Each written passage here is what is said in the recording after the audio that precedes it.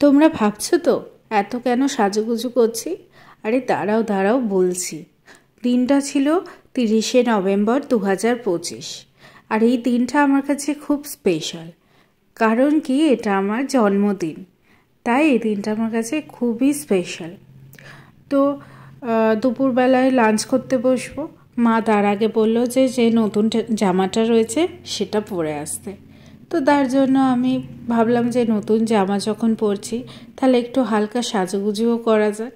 তাই বেশি কিছু না, একটুখানি ময়েশ্চারাইজার, কম্প্যাক্ট পাউডার আর মাস্কারা, একটুখানি চোখে কাজল, কারণ কাজল ছাড়া তো বাঙালিদের মানাই না, আর হচ্ছে একটু হালকা একটা নিউড কালারের লিপস্টিক আর টিপ, ব্যাস এইটুখানি। দেখো তো কেমন লাগছে আমাকে। আর এই জামাটা কীরকম লাগছিল, হাতে একটা ব্রেসলেট আর কানে একটা ছোট্ট দুল। তো এইভাবে সেজে গুজে নিচে এসে দেখি যে বোন আবার কখন মাটির থালা কিনে এনেছে আমার জন্য। তো সেইটা মাটির থালা আবার ফুলও কিনে এনেছে, সেইটা দিয়ে পুরো একদম এলাহি ব্যাপার।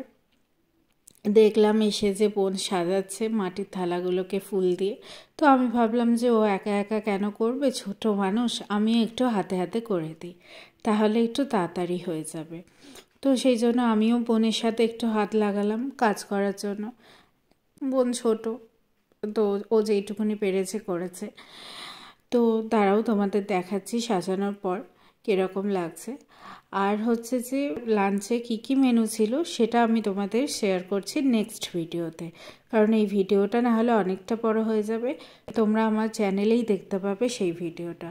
আর থালা আর বাটিগুলোকে এইভাবে ডেকোরেট করেছিলাম, যদিও এখন ওটা পুরোপুরি কমপ্লিট হয়নি। পুরোপুরি কমপ্লিট হোক, তারপরে অন্য ভিডিওতে তোমরা সবটা দেখতে পাবে।